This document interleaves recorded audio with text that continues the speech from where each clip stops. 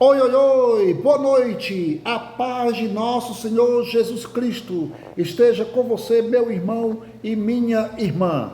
Passando aqui para ministrar a primeira aula de introdução à teologia do curso teológico básico ofertado pelo Instituto Paula Carneiro.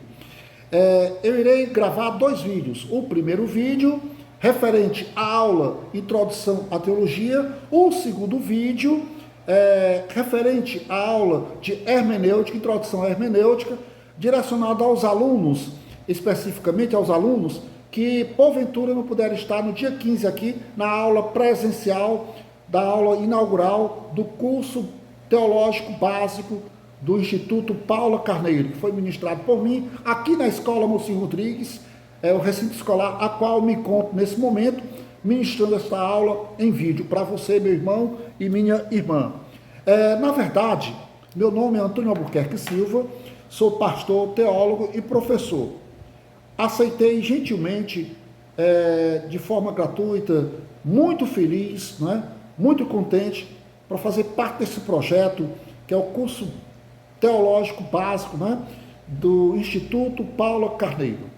E estou passando aqui para ministrar essas aulas em vídeo para aqueles que não tiveram presença na aula anterior.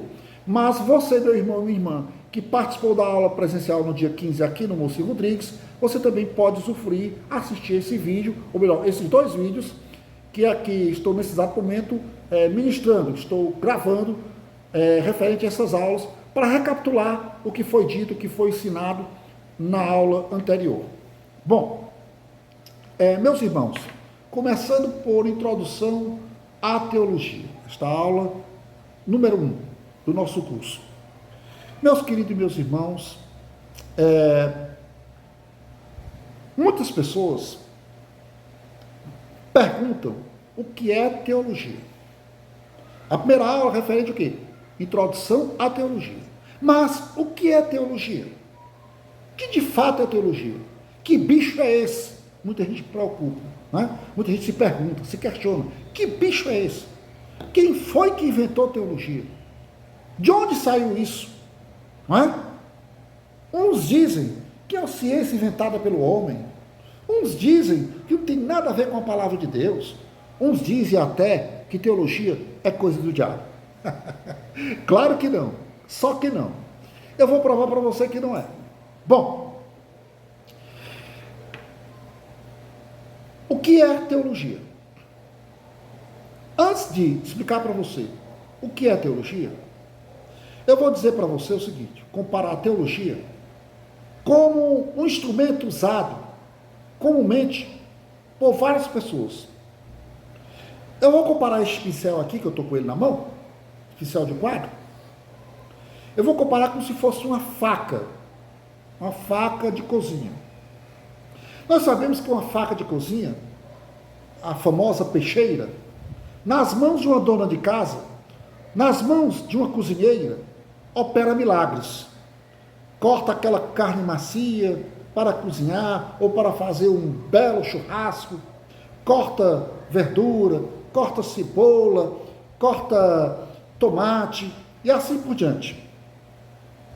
É uma utilidade maravilhosa dentro da cozinha, nas mãos de uma cozinheira competente, não é? Mas esse mesmo instrumento, comparando esse instrumento aqui, uma faca, esse mesmo instrumento, nas mãos de um bêbado, nas mãos de um viciado em droga, nas mãos de um assassino, já viu a desgraça que vai dar. Vai ferir alguém, vai matar alguém, vai cortar alguém, vai causar transtornos, vai causar tristeza na família, etc, etc, etc. Então, o problema, meu querido, meu irmão e minha irmã, meus queridos irmãos e irmãs, o problema não é a faca em si. O problema é quem está com a faca na mão. Ou melhor dizendo, o problema é a intenção de quem está por trás da pessoa que está com a faca na mão. Se esta faca estiver nas mãos de uma cozinheira, esta faca será uma bênção. Se esta faca estiver nas mãos de um bêbado, de um drogado, de um criminoso, de um homicida, esta faca será uma maldição. Mas a faca em si, ela não é maldição e nem é bênção, ela é um instrumento. Mas ela pode se tornar um instrumento de bênção ou de maldição, depende das mãos onde ela vai se encontrar. Aonde eu quero chegar? A teologia em si, ela não é um mal e nem um bem. Ela não é uma bênção e nem uma maldição. Mas nas mãos de pessoas boas, ela se torna uma bênção. Nas mãos de uma pessoa que tem conexão com o Espírito Santo, nas mãos de uma pessoa que tem intimidade com o Espírito Santo, nas mãos de uma pessoa que tem comunhão com a palavra de Deus, que tem fé na palavra de Deus, que acredita que a palavra de Deus é 100% inspirada por Deus, embora sendo 100% escrita pelos homens, a palavra de Deus é 100% inspirada pelo Espírito Santo de Deus, inspirada por Deus. E se é inspirada por Deus, ela é santa. Como de fato ela é inspirada por Deus, ela é santa. E sendo santo, uma pessoa tendo comunhão com a palavra, sabendo, à luz do Espírito Santo, no comando do Espírito Santo, olhar a palavra de Deus com os olhos do Espírito Santo, ela vai saber fazer uma reflexão teológica, ela vai saber fazer teologia, ela vai saber aplicar a teologia de forma correta, de forma santa, porque ela está em conexão com o Espírito Santo, em obediência à palavra de Deus. Então, neste caso, a teologia, enquanto instrumento, ela será uma bênção de Deus.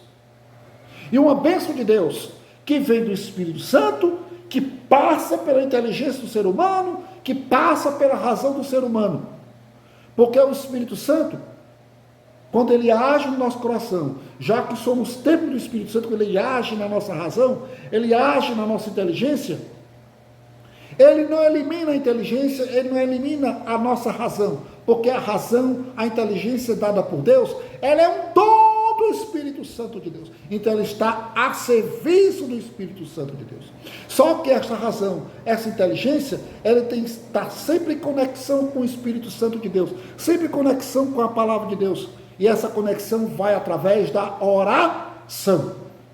Quando a pessoa está com o espírito de oração, está em comunhão com Deus através da oração, ela está aberta à ação do Espírito Santo. Se ela está aberta à ação do Espírito Santo, ela se torna uma pessoa obediente ao Espírito Santo e capaz de fazer uma reflexão à luz do Espírito Santo, de fazer uma reflexão teológica, usando a teologia como instrumento dado por Deus para fazer teologia, para fazer uma reflexão, para interpretar a palavra de Deus. Certo? Antônio, é razão. A letra mata, sim. A letra mata, sim, claro.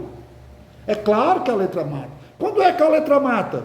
A letra mata quando a pessoa não tem conexão com o Espírito Santo. A letra mata quando a pessoa quer interpretar a palavra de Deus à luz da sua razão, sem estar em conexão com o Espírito Santo. A letra mata quando a pessoa quer fazer teologia em cima da palavra de Deus, baseado naquilo que ela pensa, baseado na sua inteligência, e não baseado na ação do Espírito Santo de Deus, na leitura que o Espírito Santo de Deus passa a fazer através da sua inteligência, através da sua razão.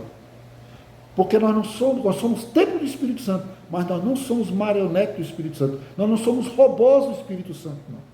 O Espírito Santo nos usa, mas ele não nos anula.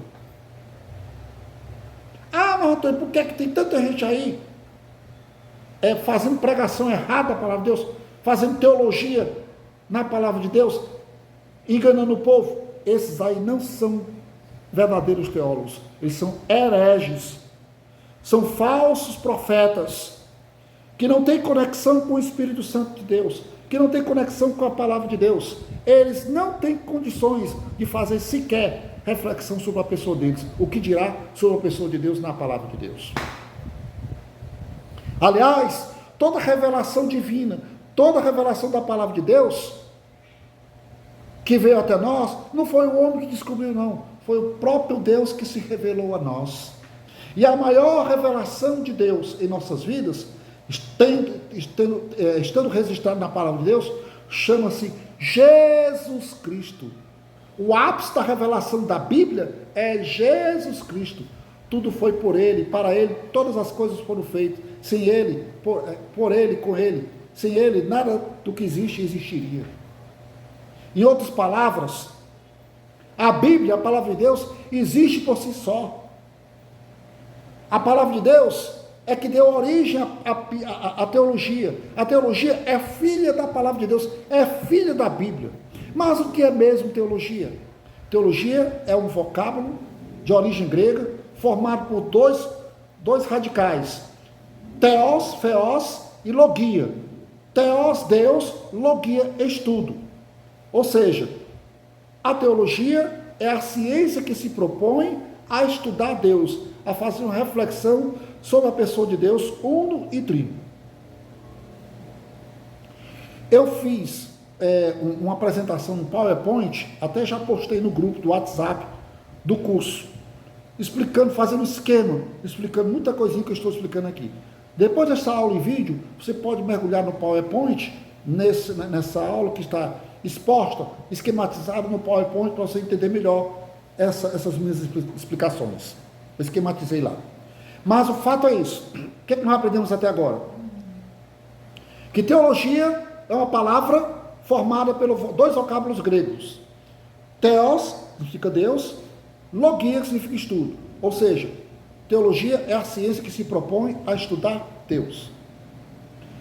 Que a Bíblia é 100% inspirada por Deus e 100% é escrita pelos homens. A Bíblia não erra, porque é a palavra de Deus. Quem inspirou foi Deus, e Deus não erra.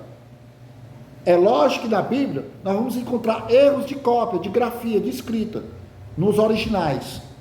Mas é de grafia, não é de inspiração, não é de revelação. O que Deus revelou é correto. É chamada inerrância da Bíblia. A Bíblia não erra. Se você ler a Bíblia, você vai encontrar erros em você, não na Bíblia. Porque a Bíblia só tem a verdade, só tem o certo. A Bíblia é o espelho. Quando a gente olha para o espelho, a gente vê o que está errado na gente. Entenderam? Captaram aí a visão da coisa? Então, outra coisa. A Bíblia é a fonte principal da teologia. Sem Bíblia não existe teologia. Sem Bíblia ninguém consegue fazer teologia. Teologia sem Bíblia, ela morre. A Bíblia pode existir sem teologia, mas nunca a teologia pode existir sem a Bíblia. Tire a Bíblia e morre a teologia. Tire a teologia e a Bíblia continua vivendo como sempre viveu e sempre irá viver. Entendeu? Tire o homem de Deus e Deus continuará vivendo. Tire Deus do homem e o homem será morto eternamente. Tire o Deus da vida do homem e o homem desaparece, não tem sentido. Ou seja, nós homens, enquanto criatura não pode ser maior do que o Criador. O Criador é maior. No caso, Deus não tem princípio e nem fim. É eterno, onipotente, onipresente, onisciente. E nós somos criados à sua imagem e semelhança. Entendeu? Então, a teologia também tem um detalhe. A teologia, ela passou por uma sistematização. Como toda ciência, historicamente, a teologia passou por uma sistematização. Ela foi sistematizada. Ela foi dividida por áreas. Por exemplo, a medicina. A medicina é uma ciência. Existe a medicina geral, e esta medicina, ela foi subdividida, ela foi dividida em áreas. Tem a área da medicina que cuida do câncer, que é a oncologia. Tem a área da medicina que cuida dos dentes, que é a odontologia. Tem a área da medicina que cuida do coração, que é a cardiologia. Tem a área da medicina que cuida dos olhos, que é oftalmologia.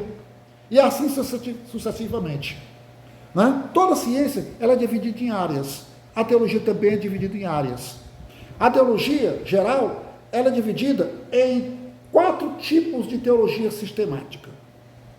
Sistemática 1, que é a teologia bíblica, que é esse curso básico, Esse é o objetivo do curso base teológico, manifestado, ofertado pelo Instituto Paulo Carneiro. Ele é um curso de teologia nível 1, ou seja, teologia sistemática 1, teologia bíblica, que leva o aluno a ter contato, primeiro, total, com as Sagradas Escrituras, com os livros da Bíblia, que é a base, é a fonte da vida do teólogo, a vida de todo cristão. Certo?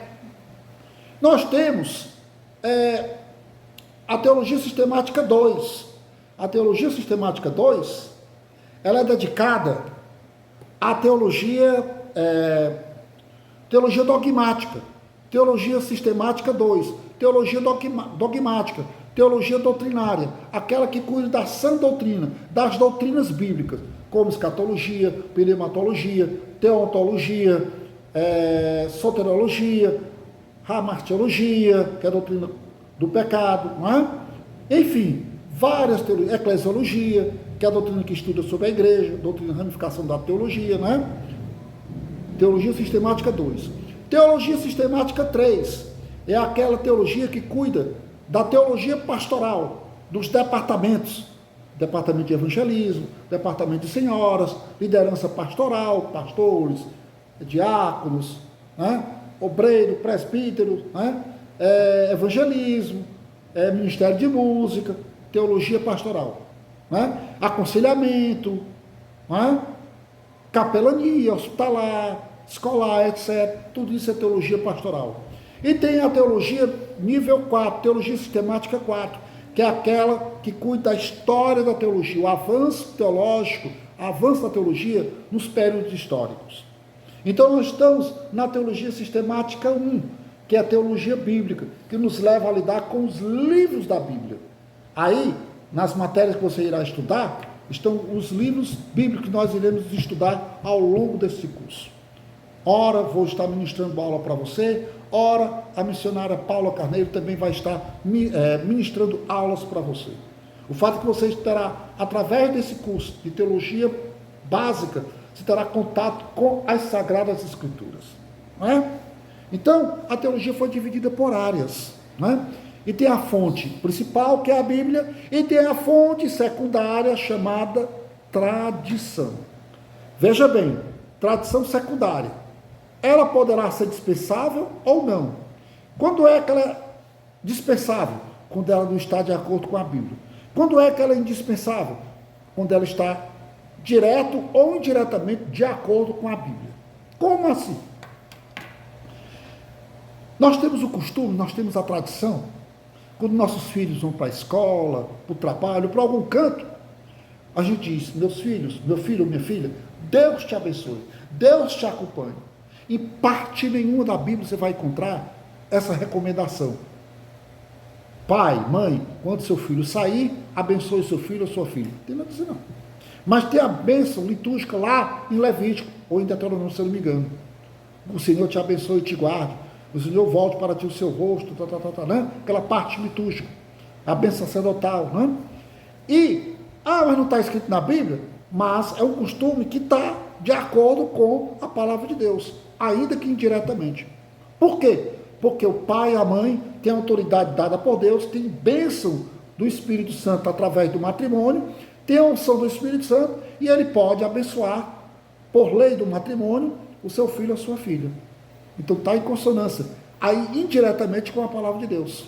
Não é? Tem coisas que você tem na palavra de Deus, que não está escrito na palavra de Deus, que você tem que seguir. Tem coisas que está escrito na palavra de Deus que você não pode seguir. Por exemplo, lá no Antigo Testamento, está dizendo que a pessoa que for surpreendido em adultério tem que ser apedrejado. A gente não pode fazer isso no dia de hoje. No Antigo Testamento, no tempo de Moisés, essa lei e punição para os adúlteros era aplicada. Mas hoje não pode mais. Existe coisa que não está escrito na Bíblia, embora não está escrito na Bíblia, você pode seguir. Por exemplo, onde é que está escrito na Bíblia que quando você quebrar o braço, você tem que ir ao ortopedista para ele mandar fazer um raio-x, ou uma ressonância magnética, ou uma tomografia, para ver onde está quebrado o osso, para poder encanar, para poder colocar o gesso, ou platina, se for o caso de operar? Não está escrito. Mas está escrito que o homem foi criado à sua imagem e semelhança. Façamos o homem à sua imagem e semelhança. O homem é dotado de inteligência, de razão, à semelhança de Deus. Só que Deus é incriado, ele nunca foi criado por ninguém. Ele se encarnou, mas ele nunca foi criado. Ele é criador, mas nunca foi criado. Sempre existiu, é eterno. Mas nós somos criatura de Deus, criado à sua imagem e semelhança. Na inteligência também. Então Deus deu inteligência ao homem para que criasse procedimentos, à luz da inteligência, pela razão, criasse procedimentos, tradições, que cuidasse da saúde do corpo. Não é? E cuidar da saúde do corpo é também algo que não está escrito na Bíblia, mas que nós devemos diretamente não, mas indiretamente está escrito. Por quê? Porque nós somos templo do Espírito Santo. E como nós somos templo do Espírito Santo, nós temos que zelar também pela saúde do corpo, que é templo do Espírito Santo. Por isso que eu não posso fumar, eu não posso beber, eu não posso me prostituir, eu não posso usar droga. Por quê? Porque vai destruir o corpo, vai causar doença no corpo, que é templo do Espírito Santo. Esse corpo, o seu corpo não pertence a mim, nem a você, pertence a Deus. Enquanto nós estivermos aqui, nós temos que zelar pela saúde desse corpo. Se estivermos doentes, nós temos por obrigação de buscar um médico, a medicina, para através da medicina Deus também possa operar através de um procedimento clínico em prol da nossa saúde. Então, a Bíblia é fonte principal, a tradição é fonte secundária. Poderá ser dispensável ou não, dependendo da sua conexão ou não com a palavra de Deus. Certo? Outra coisa, eu disse para vocês que a teologia é dividida em áreas, não é? E nós estamos na primeira área, Teologia Sistemática 1, onde trata dos livros da Bíblia, teologia bíblica, não ter contato com o livro da Bíblia. Se a gente olhar para o Antigo Testamento, o Antigo tem uma teologia, a teologia da criação. No princípio, Deus criou os céus e a terra. Aí sai narrando, Gênesis sai narrando, Deus criou isso, e Deus viu que tudo isso era bom. A teologia da criação. Quando a gente vai para o Novo Testamento, no livro de João, do evangelista João, a gente vai ver lá, no princípio era o Verbo, e o Verbo estava com Deus, e o Verbo era Deus. E o Verbo se fez carne e habitou entre nós. A teologia da encarnação, a teologia da salvação, se encarnando no seio da humanidade, resgatando a humanidade perdida pelo pecado original, que foi o desvio. O homem e a mulher desviaram da criação de Deus, do princípio da criação de Deus. Deus criou o homem para a santidade, para a felicidade eterna, mas através do pecado, o homem se desviou do projeto de Deus. E ao se desviar do projeto de Deus, caiu no pecado, se tornou refém de Satanás, se tornou refém da morte. Mas quando veio Jesus Cristo, o ponto mais alto da revelação da Bíblia, onde Deus se auto-revela na pessoa de Jesus Cristo, o Verbo encarnado, a segunda pessoa da Santíssima Trindade, Jesus se revela, não é? O ápice da revelação. Com Jesus vem a salvação, vem o resgate, vem a vida, vem a ressurreição da humanidade. Vem a reconciliação do homem que caiu no pecado para com Deus. Jesus, mediador entre Deus e os homens. Teologia da criação, começando por Gênesis, e teologia da mediação, da salvação, da ressurreição, iniciando com o Evangelho de João. Entendeu? Teologia sistemática nos livros da Bíblia. Para onde você olhar, para qualquer livro da Bíblia que você olhar, você vai ver a presença de Deus, você vai ver o falar de Deus. Sabe por quê? Porque a Bíblia é 100% inspirada por Deus, embora escrita 100% pelos homens, mas a Bíblia não erra, porque a Bíblia veio de Deus, e Deus é perfeito, Deus não erra, em Deus não se encontra erro, e nem muito menos em sua palavra, porque a palavra de Deus é verdade, ela não é mentira, ela não mente. Entenderam? Está escrito lá, Timóteo, toda escritura é inspirada por Deus, toda toda, desde Gênesis até o Apocalipse, toda ela, todos os 66 livros da Bíblia são inspirados por Deus. Embora 100% escritos pelos homens, mas são inspirados por Deus. Agora, eu tenho que ter cuidado ao olhar a Bíblia. Porque a Bíblia não pode ser interpretada ao seu bel prazer. Eu olho para a Bíblia, leio a Bíblia, interpreto do jeito que eu quero. Nananina, não. Não é assim.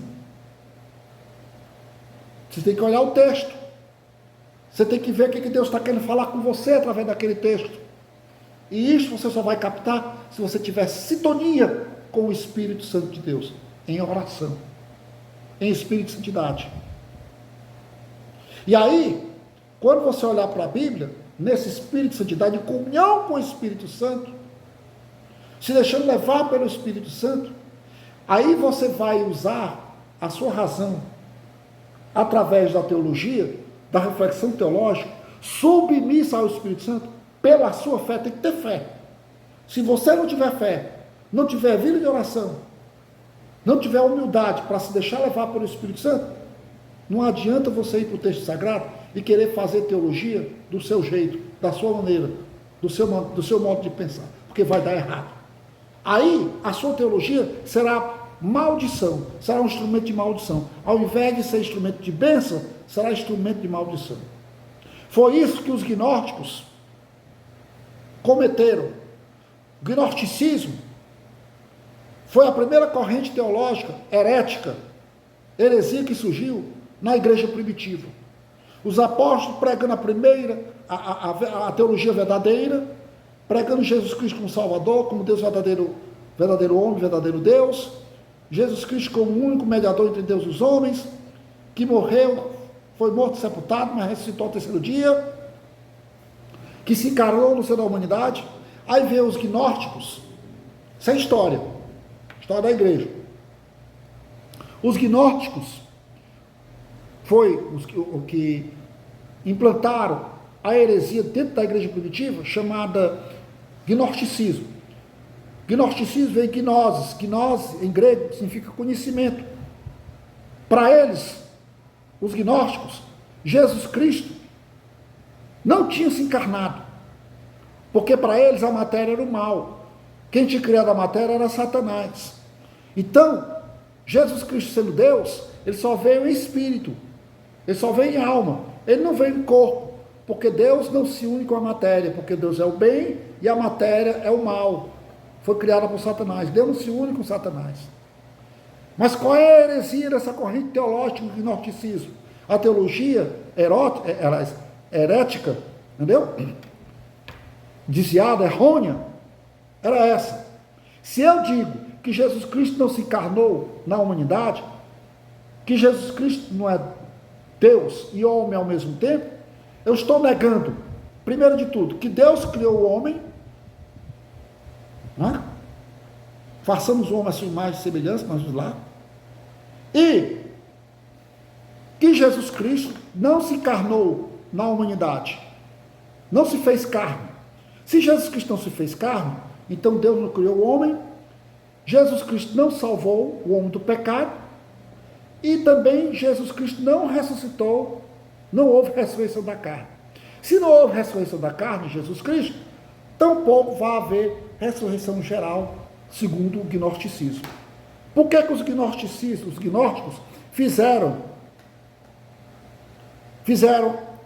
cometeram essa heresia?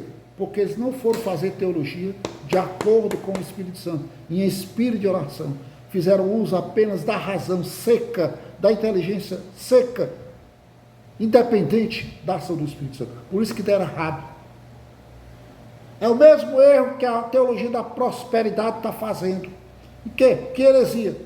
Só bens materiais, venda de milagres, venda de cura, prometendo riqueza, carro, casa. Procure a Deus, que Deus vai te dar um carro, vai te dar uma casa. Buscai o reino de Deus em primeiro lugar, e tudo vos será dado por acréscimo. Se Deus quiser me dar um carro, ótimo. Se Deus quiser me dar uma casa, ótimo. Mas para isso eu tenho que trabalhar. Ganharás o pão com o suor do teu rosto. Deus não é contra a pessoa ficar rica, não. Desde que seja por meios lícitos. Mas para ficar rico, a pessoa tem que trabalhar. Se não trabalhar, não fica rico, não. Deus não vai dar um carro, vai dar uma casa, vai dar riqueza para gente preguiçoso, não. Trabalho. Ganharás um pão com o suor do teu rosto. Mas o pessoal da teologia da prosperidade não quer saber disso, não. Para eles, Deus dá a bênção e eles compram a bênção de Deus. Eu dou e Deus dá. Se eu der, Deus vai me dar. Se eu não der, Deus não vai me dar. Se a gente não andar segundo os princípios da Bíblia, segundo os ensinamentos bíblicos, nada cai do céu. Nada. Até a chuva que cai sobre a terra é preciso oração. Até a chuva. Imagine as coisas, as outras coisas. E aí está escrito na palavra de Deus: do que vale ao homem ganhar o mundo inteiro, se um dia vier a perder a sua alma. Está lá em Marcos.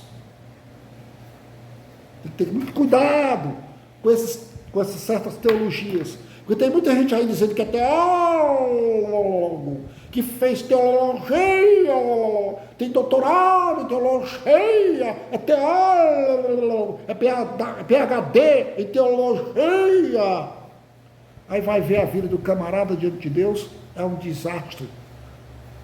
É um complexo paradoxo, completo paradoxo entre ele e a palavra. Não tem vida de santidade, não tem intimidade com Deus, vive brigando dentro da igreja, causando tumulto lá fora, vivendo em adultério dentro da igreja. Vai ter... Do que adianta isso? Então, dependendo da intenção da pessoa, a teologia poderá ser uma bênção ou uma maldição. Depende da intenção da pessoa. Você quer fazer teologia de acordo com a unção do Espírito Santo? Ou você quer fazer teologia de acordo com a sua mente, com o seu pensar, com a sua opinião, sem ouvir a palavra de Deus, sem ter conectividade com o Espírito Santo? Se você for por essa via, se prepare para o fracasso. O seu ministério vai ser um fracasso.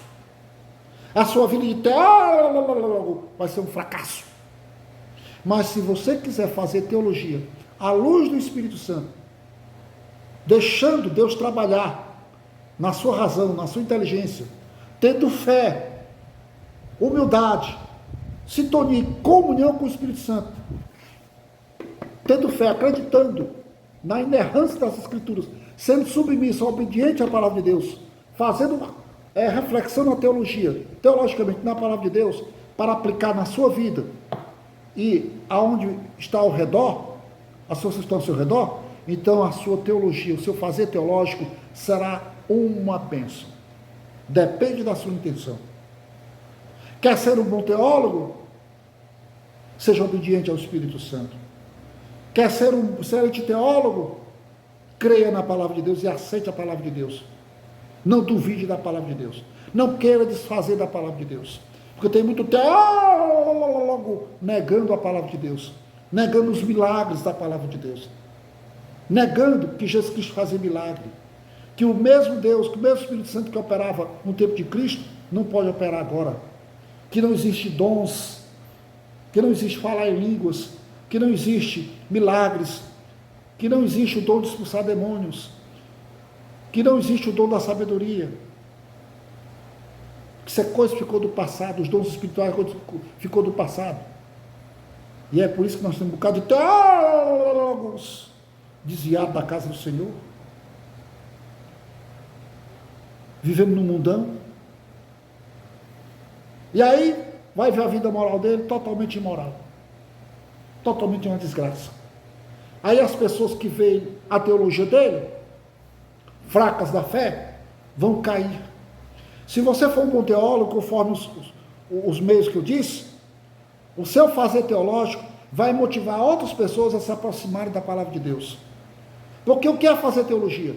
Fazer teologia é você ler o texto, à luz do Espírito Santo, fazer uma reta interpretação e pregar a palavra de Deus, passar essa palavra de Deus da melhor maneira possível, para motivar as outras pessoas, aplicando na sua vida, sendo exemplo de santidade para as pessoas, e pregando às pessoas, que as pessoas vão ficar motivadas.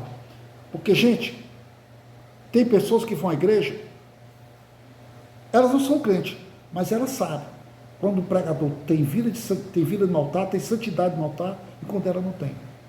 O pregador pode pregar da maneira mais bonita, mais linda, com a maior retórica do mundo, mas, direto ou indiretamente, essas pessoas, embora sejam do mundo, elas notam aquilo que vem de Deus e aquilo que não vem de Deus. Não sei como, mas elas notam.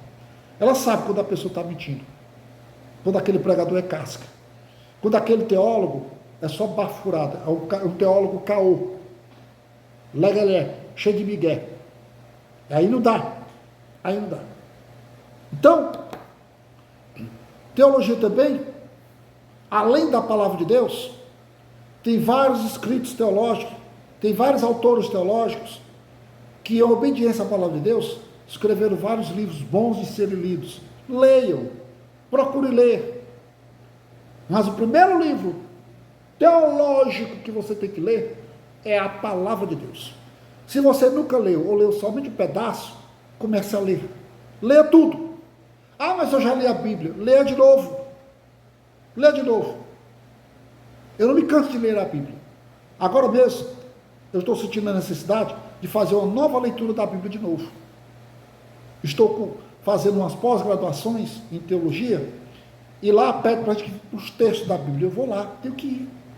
Porque sem Bíblia não existe teologia. Sem Bíblia é impossível você aprender teologia.